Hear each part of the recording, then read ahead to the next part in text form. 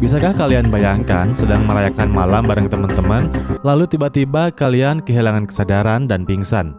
Ketika sadar kembali, kalian nggak tahu di mana berada atau apa yang telah terjadi.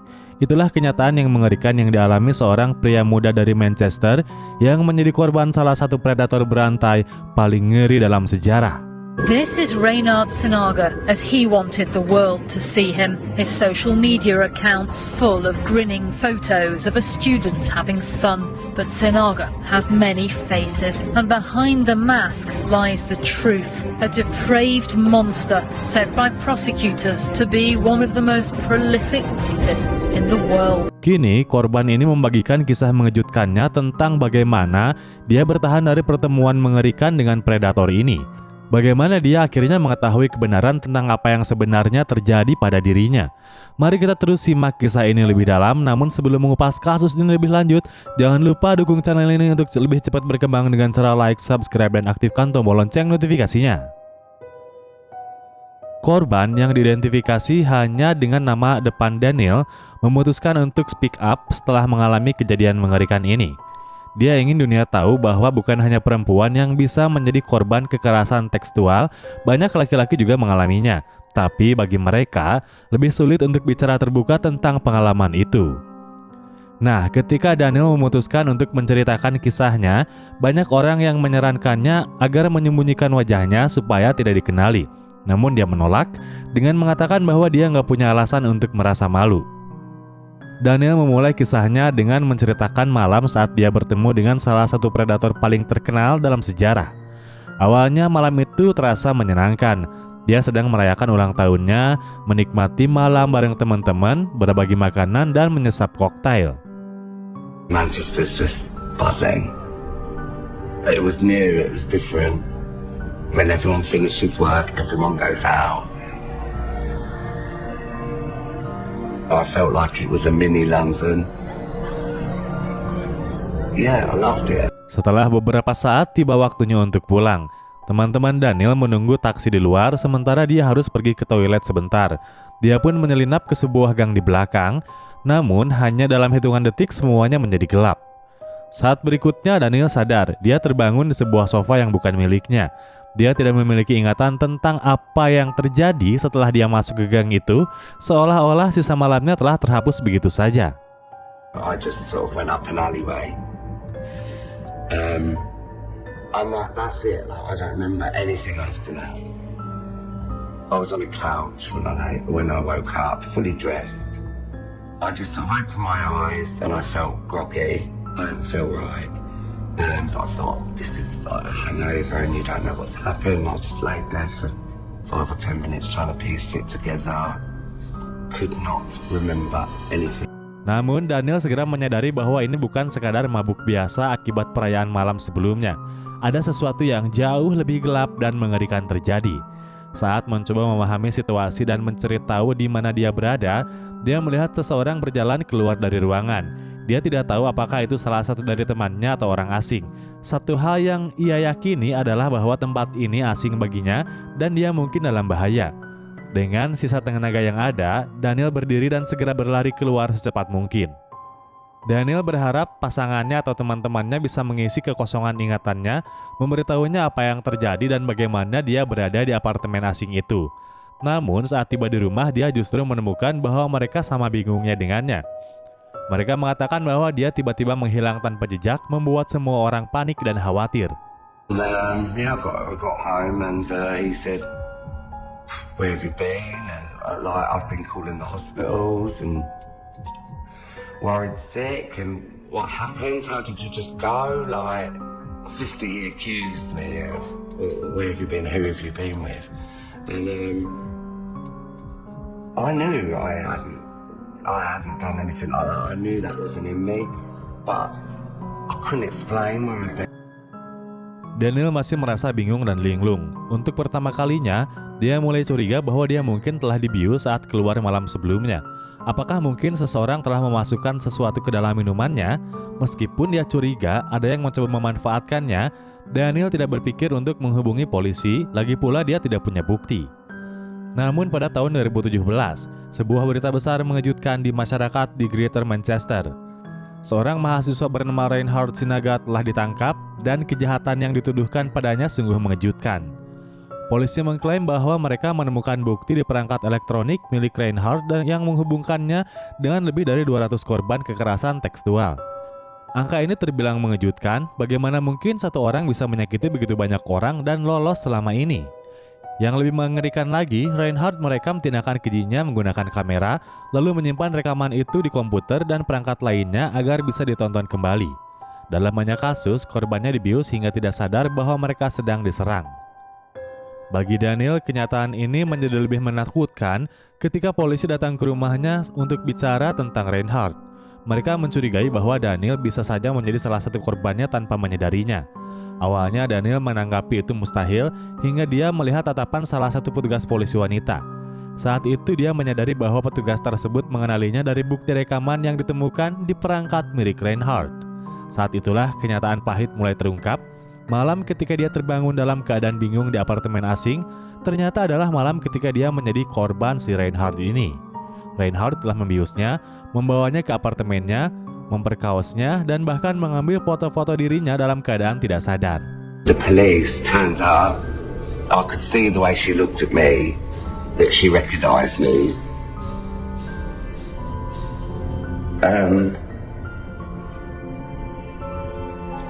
Sorry.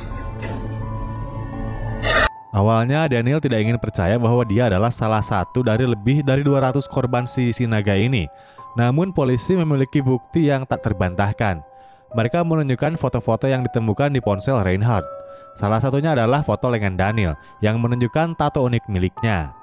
Setelah melihat gambar itu, semua keraguan hilang. Dia harus menerima kenyataan bahwa peristiwa mengerikan itu benar-benar terjadi padanya.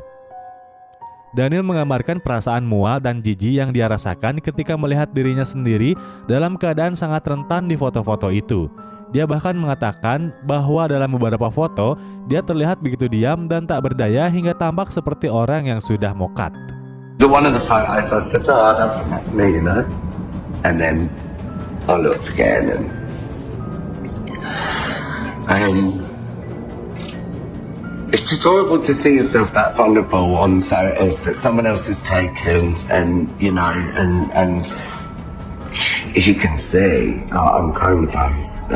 It's horrible to see. Meski merasa hancur, Daniel mengaku merasakan sedikit kelegaan ketika polisi menjelaskan apa yang terjadi padanya dan siapa pelakunya. Dia tidak lagi harus terjaga di malam hari dan bertanya-tanya bagaimana dia bisa berakhir di sofa di apartemen orang asing. Misteri itu telah terpecahkan, namun di saat yang sama, dia tahu bahwa dirinya tidak akan pernah menjadi orang yang sama lagi setelah mengetahui dia telah menjadi korban kekerasan yang begitu mengerikan dan tidak ada yang bisa dia lakukan untuk mengubah kenyataan itu.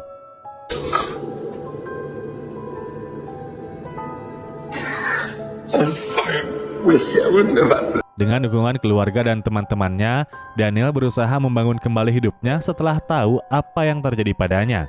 Namun tragisnya, dia hanyalah salah satu dari ratusan korban lain yang harus mengalami atau melalui pengalaman serupa akibat tindakan keji Reinhard Sinaga. Lalu siapa sebenarnya Reinhard Sinaga? Dan bagaimana dia bisa menjadi salah satu predator tekstual paling terkenal dalam sejarah? Bagaimana dia bisa lolos setelah melakukan begitu banyak kejahatan?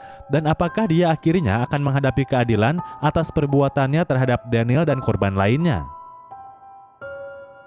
Kisah ini dimulai pada 19 Februari 1983 ketika Reinhard Sinaga lahir dalam keluarga yang sangat kaya di Indonesia. Ayahnya adalah seorang pengusaha real estate dan bankir sukses yang bahkan punya perkebunan kelapa sawit sendiri. Reinhard tumbuh di keluarga mewah, rumah mewah, punya segalanya yang dia mau, termasuk pelayan yang siap memenuhi setiap kebutuhannya. Namun meskipun hidup dalam kemewahan, Reinhard adalah seorang penyendiri yang tidak punya banyak teman. Dia dikenal pendiam dan lebih suka menghabiskan waktu membaca atau bermain musik. Nggak ada tanda-tanda dari masa kecilnya yang menunjukkan bahwa dia kelak akan menjadi sosok monster yang mengerikan. Reinhard bersekolah di sekolah swasta dan punya prestasi akademik yang cukup baik. Tapi perilakunya yang dianggap aneh membuatnya sering diejek oleh teman-teman sekelas. Perubahan dalam dirinya mulai terlihat aneh setelah dia lulus sekolah menengah dan masuk dunia perkuliahan. Perlahan-lahan, dia mulai berubah menjadi predator yang licik namun menawan, mampu menikat banyak korban. Pada tahun 2007, Reinhardt pindah ke Inggris untuk melanjutkan studinya di University of Manchester. Dia meraih 2 gelar master, satu di bidang perencanaan kota dan yang lainnya di bidang sosiologi. Selama di Manchester, dia mulai membaur dalam kehidupan malam di kota tersebut yang kemudian menjadi latar dari banyak kejahatan mengerikan yang dia lakukan. Di tengah hiruk-pikuk klub malam Manchester, Reinhardt mulai bergulat dengan identitas tekstualnya. Sejak lama dia mencurigai bahwa dirinya tertarik pada pria, tapi hidup di Indonesia yang konservatif memaksanya untuk menekan perasaan itu. Namun di Manchester, dia merasa bebas untuk mengeksplorasi jati dirinya. Dia menjadi lebih ramah, punya banyak teman yang memiliki minat serupa, dan mulai aktif dalam komunitas sosial. Dari luar, hidup Reinhardt tampak ideal. Dia adalah mahasiswa berprestasi, mendapatkan dukungan finansial yang besar dari orang tuanya, dan hidup tanpa beban. Dia sering pergi ke klub malam, dan karena orang tuanya membiayai gaya hidupnya, dia tidak perlu bekerja. Namun, di balik citra sempurna itu, sesuatu yang jauh lebih gelap mulai berkembang dalam dirinya. Pada tahun 2011, Reinhardt pindah ke Manchester's Gay Village, sebuah distrik yang dikenal dengan komunitas LGBTQ+ yang hidup dan dinamis. Namun, kepribadiannya mulai berubah drastis. Orang-orang mulai memperhatikan bahwa dia menjadi narsistik dan sangat terobsesi pada dirinya sendiri. Dia menjauh dari teman-teman lamanya dan mulai berteman dengan orang-orang baru yang dia temui di klub malam. Hubungan yang dia jalani seringkali singkat, intens, dan penuh konflik. Terkadang Reinhardt bahkan membuat lelucon aneh pada teman-temannya tentang apa yang akan dia lakukan agar seseorang tertarik padanya, meskipun teman-temannya menganggapnya bercanda, kenyataannya dia benar-benar serius. Tsunaga would text his friends boasting of sexual conquests. They thought he was joking when he quoted song lyrics about using a secret potion of which 1 drop should be enough. Selain narsistik, Reinhardt juga dikenal posesif dalam hubungan. Jika dia merasa pasangannya ingin meninggalkannya, dia seringkali mengancam akan menyakiti dirinya sendiri agar mereka tetap bersamanya. Dia semakin terisolasi, menghabiskan sebagian besar waktunya di aplikasi kencan dan media sosial, berusaha menampilkan dirinya sebagai semacam selebritas. Pada tahun 2014, sisi gelap Reinhardt mulai terlihat jelas. Suatu malam, setelah berteman dengan seorang pria muda di klub, dia memasukkan obat bius ke dalam minuman pria tersebut, membawanya ke apartemennya, dan melakukan kekerasan tekstual ketika pria itu dalam keadaan tidak sadar. Keesokan harinya, korban terbangun tanpa ingatan sedikit pun tentang bagaimana dia bisa berada di apartemen si Reinhardt ini. Situasinya sangat mirip dengan apa yang terjadi pada Daniel. Korban mengira dia hanya terlalu banyak minum dan ada seseorang yang baik hati yang membiarkannya beristirahat. Dia tidak pernah membayangkan bahwa dirinya baru saja menjadi salah satu korban pertama yang diketahui dari kejahatan Reinhardt. Selama 2 tahun berikutnya, Reinhardt terus melakukan serangan tekstual. Dia menargetkan pria muda yang sedang mabuk, seringkali berusia awal 20-an, yang keluar untuk berpesta di Manchester. Modus operandinya selalu sama, menemukan korban di luar klub malam, mendekati mereka dengan sikap ramah, lalu menawarkan tempat untuk beristirahat atau minuman. Para korban tidak pernah menyangka bahwa menerima tawaran yang tampaknya baik hati itu sebenarnya membawa mereka ke dalam jebakan mematikan yang akan mengubah hidup mereka selamanya. Night after night, Tsunaga would leave his Manchester flat to go and find victims. He took advantage of living in the city centre amongst the nightclubs and bars, and he made the streets outside them his hunting ground. Begitu korban berada dalam apartemennya, Reinhardt Tsunaga akan membius mereka dengan zat yang menyebabkan kehilangan kesadaran. Dalam kondisi tidak berdaya dan tidak menyadari apa yang terjadi, Reinhardt dengan leluasa melakukan kekerasan tekstual terhadap mereka tanpa terdeteksi. Sebagian besar korban terlalu mabuk atau linglung untuk memahami apa yang telah terjadi, bahkan setelah efek obat bius menghilang. Banyak dari mereka terbangun di apartemennya dalam keadaan bingung dan malu, tanpa bisa mengingat detail kejadian yang mereka alami. Beberapa bahkan meminta maaf atas perilaku mereka, tanpa menyadari bahwa mereka sebenarnya telah menjadi korban kekejian si Reinhardt ini. Tsunaga would often wait for drunk men to come stumbling out of this nightclub and then entice them around the corner to his flat, which is just next door. He'd offer them somewhere to have a drink or phone a taxi. And on one occasion, it took him just 60 seconds to pick up a victim. Sebagai seorang predator yang benar-benar mengerikan, Reinhardt mencatat dengan sangat teliti semua kejahatannya. Dia merekam aksi kekerasan tekstualnya, terkadang membiarkan korbannya tidak sadarkan diri selama berjam-jam agar dia bisa terus memperkaos mereka. Selain video, dia juga menyimpan tanda-tanda kenang-kenangan dari para korban seperti kartu identitas, kartu kredit, hingga pakaian mereka. Bagi Reinhardt, benda-benda ini adalah simbol kekuasaan dan kendali atas para korban. Rekaman yang dia buat sangat panjang dan mengerikan, salah satunya bahkan berdurasi hingga 8 jam, di mana dia terus melakukan kekerasan tekstual tanpa ragu sedikit pun. Jelas bahwa Reinhardt adalah sosok yang arogan dan sangat percaya diri. Dia benar-benar yakin tidak akan pernah tertangkap. Betapa beraninya seorang pelaku menyimpan catatan lengkap tentang semua kejahatannya. Dia mengumpulkan semua bukti dengan rapi, yang pada akhirnya menjadi kunci bagi polisi untuk menjebloskannya ke penjara. Namun Reinhardt tidak pernah merasa khawatir karena dia percaya tidak ada yang akan menyadari perbuatannya. Meskipun kejahatannya begitu ekstrim, penampilan dan sikap Reinhardt membuatnya mudah berbaur dengan lingkungan sekitarnya. Dia terlihat muda, memiliki sopan santun yang sempurna dan berkepribadian ramah yang membuatnya tampak nggak berbahaya di mata para korban. Dengan kemampuannya membangun kepercayaan, begitu mereka berada di apartemennya, nasib mereka berada di tangannya. Seiring waktu, serangan Reinhardt menjadi semakin sering dan semakin berani, tapi di sisi lain dia mulai ceroboh karena terlalu percaya diri. Pada akhirnya, hanya masalah waktu sebelum dia melakukan kesalahan yang fatal dan membuat dirinya tidak bisa lagi menghindar dari keadilan. 200 mostly heterosexual men made this journey, disappearing inside Sinaga's apartment block. Then they'd be offered drinks spiked with a like GHB, and that was the last they'd remember. Pada tahun 2017, salah satu korbannya, seorang pemain rugby berusia 18 tahun bernama Peter, berhasil melawan. Setelah dibius dan mengalami kekerasan tekstual yang mengerikan, Peter sadar sebagian dan berhasil melawan Reinhardt. Terjadi perkelahian sengit di mana Peter memukuli Reinhardt dengan sangat brutal sehingga dia harus dirawat di rumah sakit. Setelah berhasil melarikan diri, Peter segera melapor ke kepolisian dan menceritakan segala yang dialami. Namun melihat kondisi Reinhardt yang babak belur, polisi justru mengira bahwa Peterlah pelakunya. Kebenaran baru terungkap ketika polisi memeriksa ponsel Reinhardt. Apa yang mereka temukan sungguh sangat mengerikan. Ratusan jam rekaman video yang membuktikan bahwa Peter memang benar-benar korban, dan lebih mengerikan lagi, dia bukanlah satu-satunya. They couldn't believe what they saw on it.